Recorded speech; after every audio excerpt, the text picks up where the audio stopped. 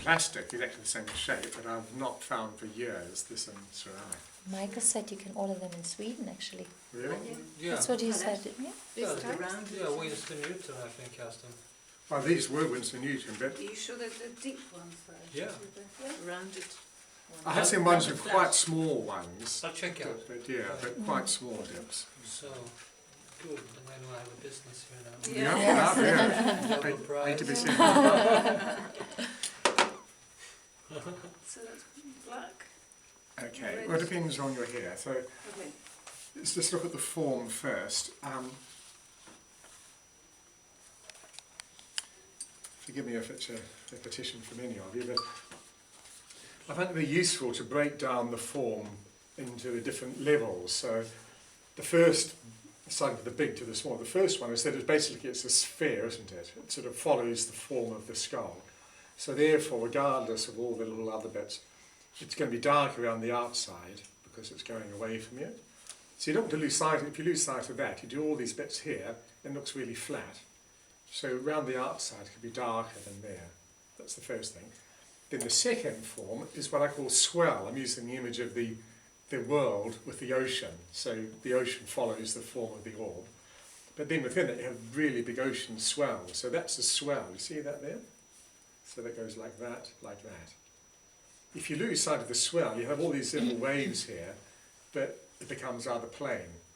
So that's the second level. You've got the swells. Then each swell is made of a wave. And go to this one. So if you disregard for the meantime those two highlights there, all that there is one wave. Then within the wave you've got two ripples. Right?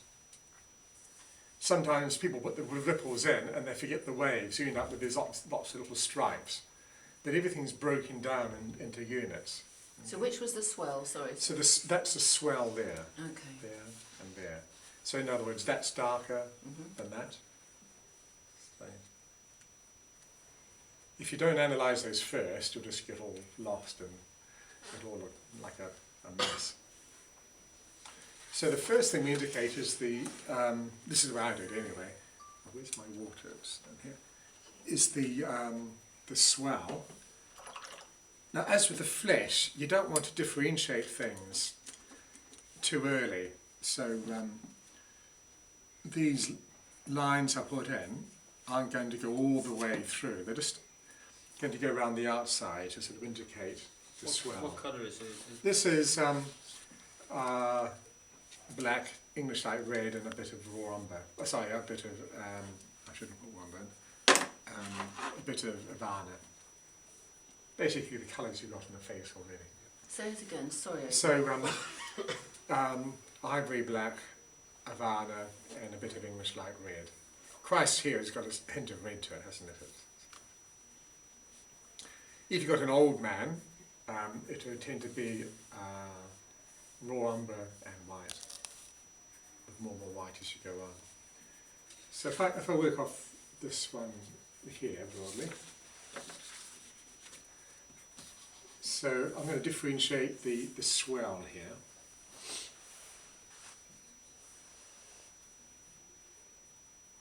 You notice how it gets thicker as you go down. So already you're creating a form by the width of the line. The fatter it is, the more shadow it creates.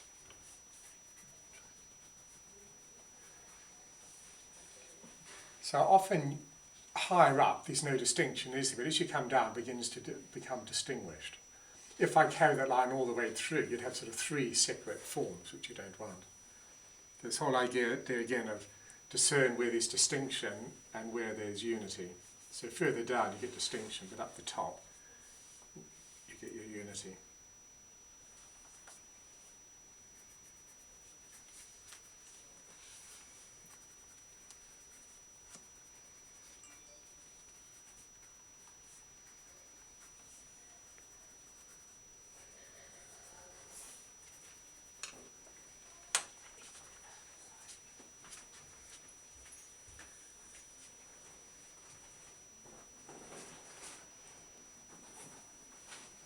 Brush that.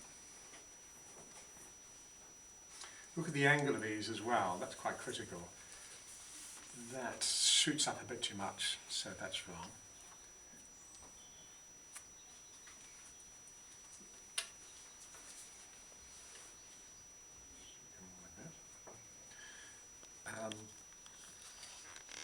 The next stage will be to create the waves by making a lighter version of your hair colour. Not by adding white, but by adding a bit of yellow. Always understand the form you're drawing. So look at this. Here, it comes from underneath that, doesn't it? It comes from underneath. Then it goes over the top. So there, it's underneath that. There, it's over the top of that. Then it twists, and then goes underneath that. What you want to avoid is parallel lines, whereas these go out, they're sort of curving around, aren't they? They don't shoot out the end like that. As they come near the edge, they might start at right angles to the edge, but as they come round, they become parallel to the edge. What a lot of people do is, if you've got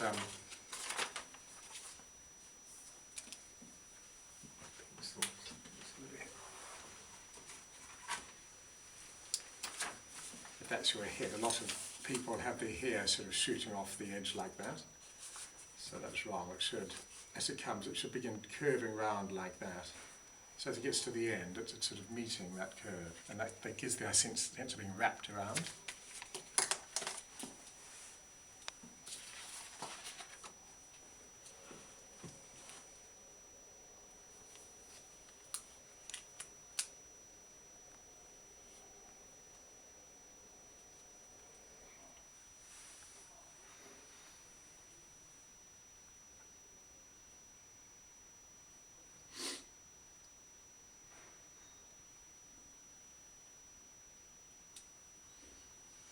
With frescoes, sometimes these lines are almost sufficient if you do these properly. This and the subsequent ones will be sufficient to give it a sense of form.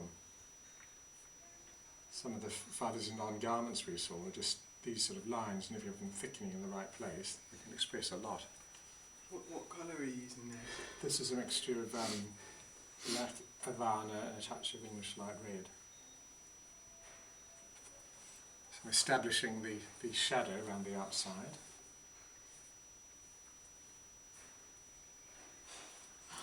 Try to establish the big forms and then get down to the small forms. Don't get distracted by the small forms. So we're sort of doing this is equivalent of your underpainting.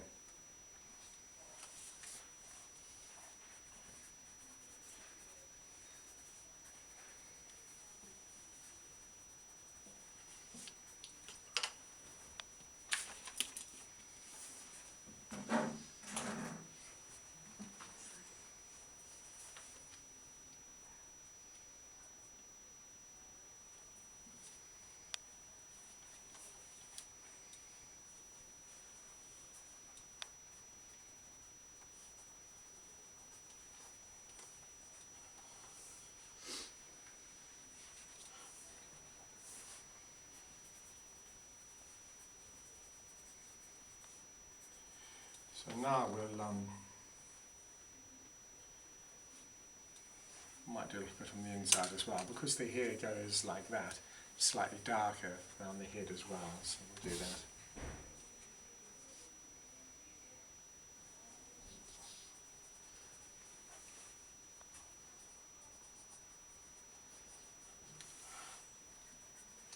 You can finely adjust the outline here. You don't want any sharp angles here. There you've got three forms there. It reads as more as a continuum.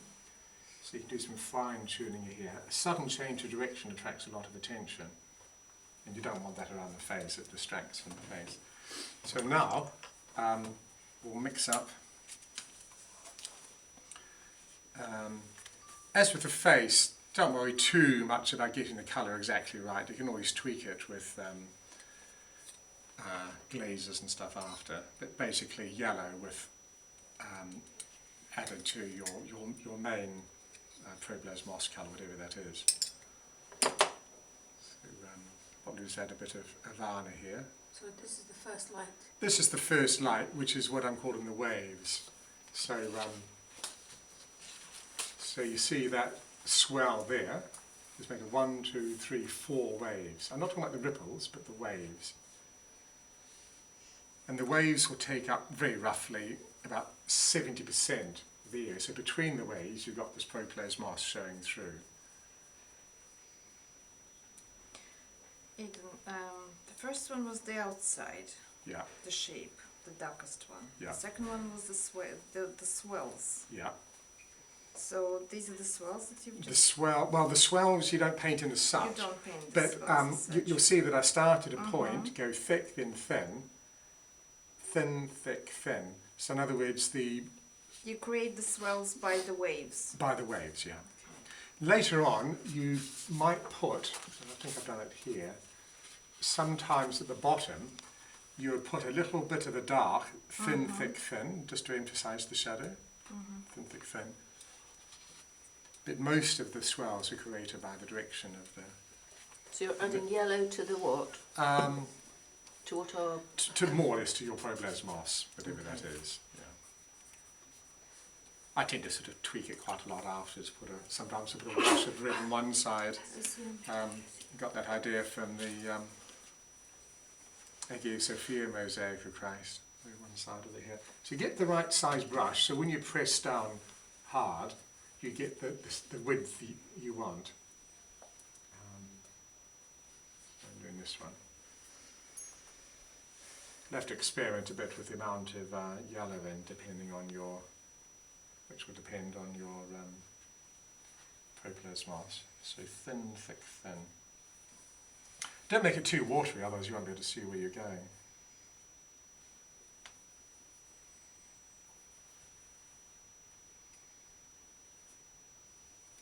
It'll dry more light. As it is when you're painting it wet.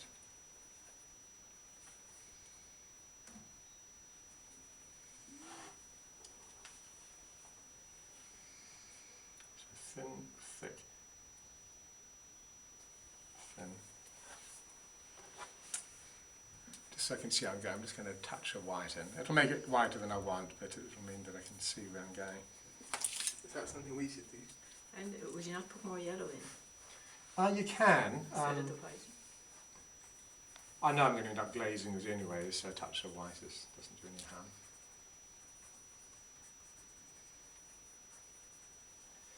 Now you want have a look at where the direction of the valley, and this is probably a better one. So the valleys, they're not all flat or vertical. They radiate, they're there, then there, then there. There, there's only one there really, and then as it's turning around. So sorry, at the moment you're painting that whole yeah, section? yeah. Okay, without that differentiation? Without the, yeah, that's it, yeah.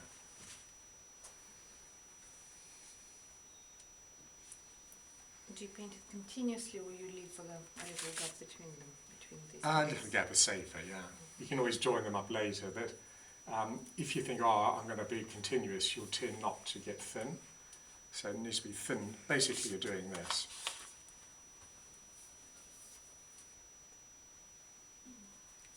And Okay, the that's bits what that you're you're leaving a space between them, and that shows us the dark lines. The dark, that's it, yeah. So these are light bits, and the dark lines are just the undercoat Yeah. showing up through. That's it, yeah.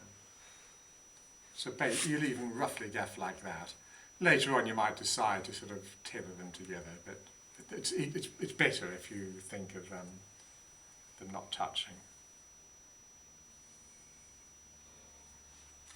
So that's what we're aiming at. So it's got to be quite thick, it won't work. Otherwise, so what you're going to do is you're going to put two little ripples, and the ripples have got to leave a bit of this either side. The ripples don't go right to the edge. So you've got to have this ripple, gap, ripple, and this.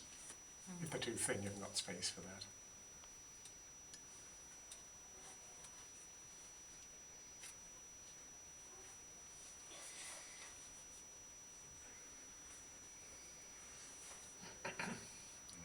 Yellow in. Perhaps I put too much water in.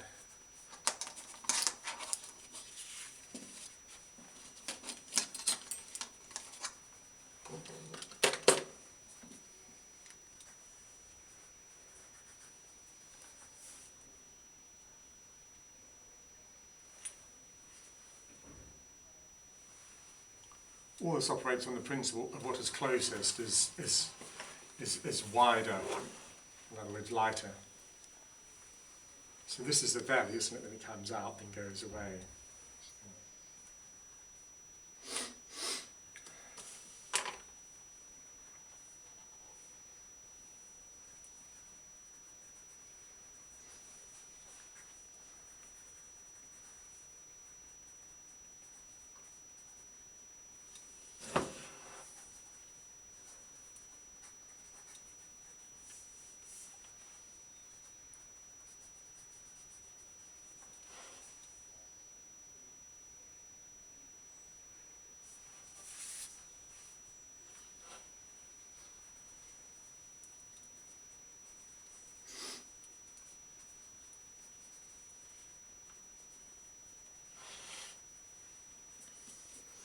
Now if you're doing curly here, something's got curly here, a similar sort of principle.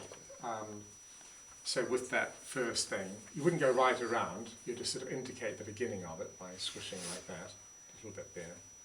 So a lot of this here is actually the propolis moss lift exposed. And then you would, so underneath those two there, I would have swirled what I'm doing now, around there, and then after it's gone in with the whiter version. So behind these whites are these swirls. So here, see that there? That's a swirl like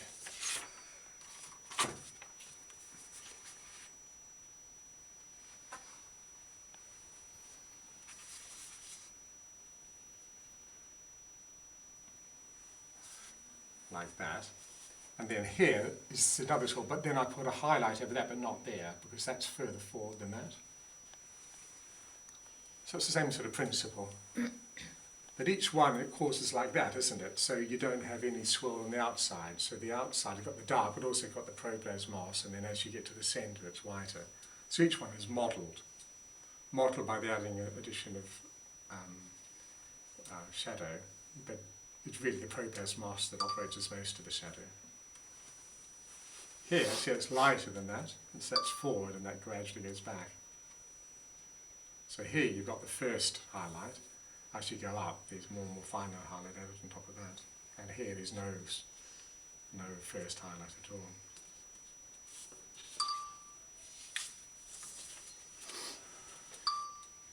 I'll just do one little side here, doing all the steps, just to complete the demonstration. And there are lots of other tweakings we'll do later, but this is the essential thing.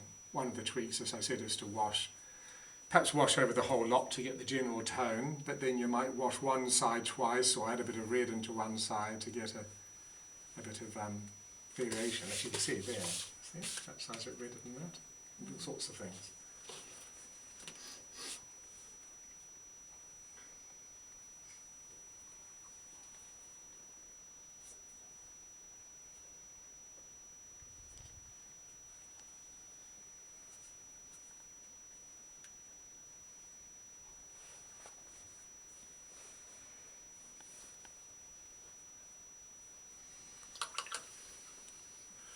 So take some of that aside if you like, add a bit of white to that.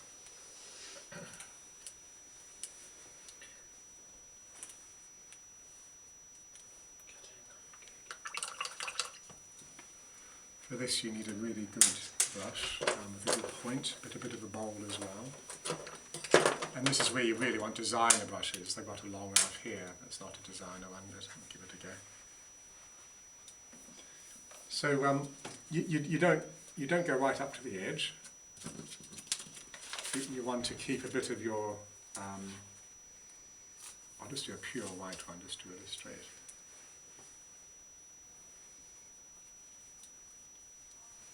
You want a bit of your first highlight showing around the edge.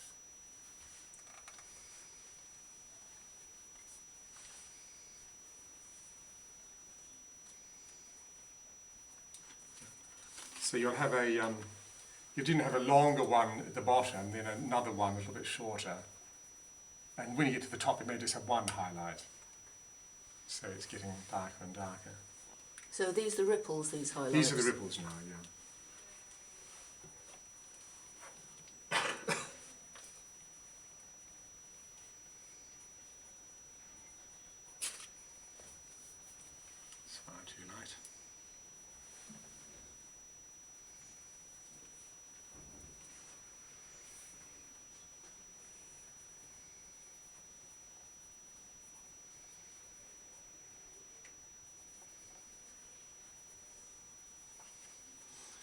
Don't have these curves too flat either. They've got to sort of, like that's not too good. That's ending there. It should be coming down toward there.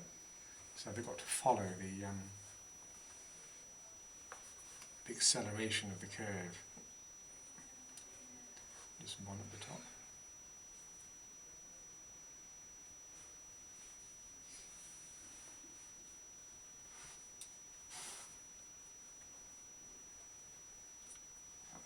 So here, this darkness here was that sort of going into a crevice, so we keep away from that.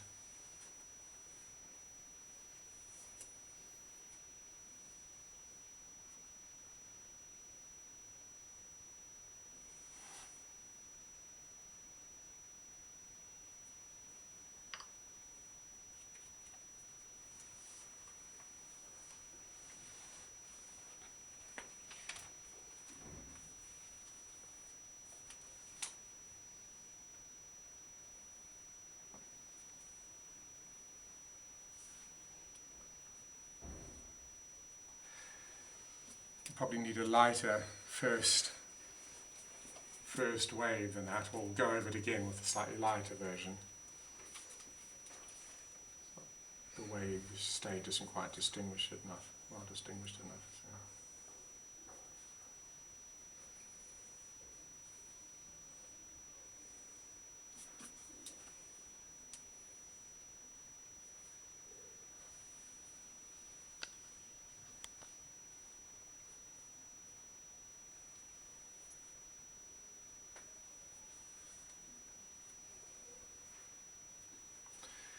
Then it's really just tweaking after that. You would get something that's not quite that dark, or that dark but more watery, and then you can really accentuate some of the finer shadows. I'll show you what I mean.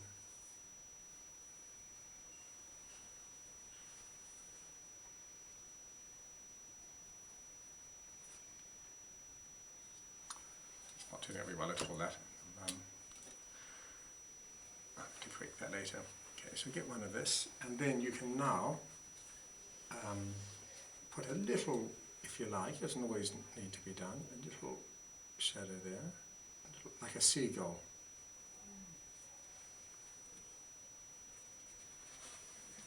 And then you can just, with your dry brush, establish a little bit of shadow there, so you're just tweaking really. Here, a bit of a seagull here. And that colour is, did you say, is darker? Just the dark you used before. The original dark colour Yeah. you used for the original modelling bit. Yeah. Probably add a bit of water on.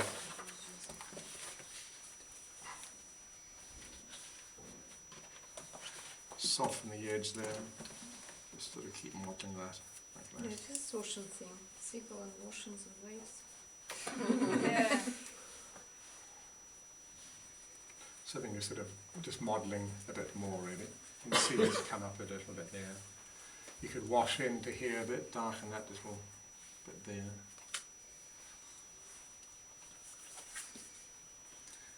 Something was funny with happened with the waves here, it's just a funny mix.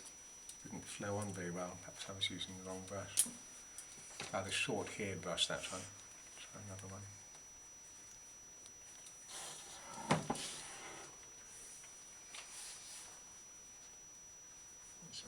It's a bit short here, that one.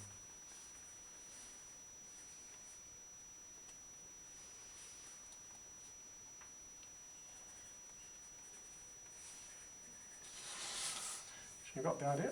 I think so. Haven't done it. That's not a very good demonstration. That the waves didn't go on well, but that one's a bit better. I think I just had the wrong brush. And then all this will be a bit sort of too fawny, so I'll wash over it with. Might be the English like red or for Dutch red oak, it just depends really.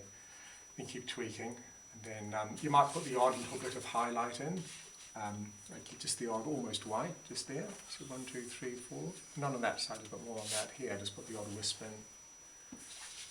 Just keep playing around, but this is a bit further back than that, so that in general will be a little bit lighter than that. Okay. Any questions? So Christ here, there is the same. See, it's it's dark around the outside, so that makes the like a sphere, and that's sort of like a swell, that's a swell, that's a swell, that's a swell, and that's divided up. At that scale, you might just have one ripple per wave. The same sort of principle of starting with the big and breaking it down. Okay.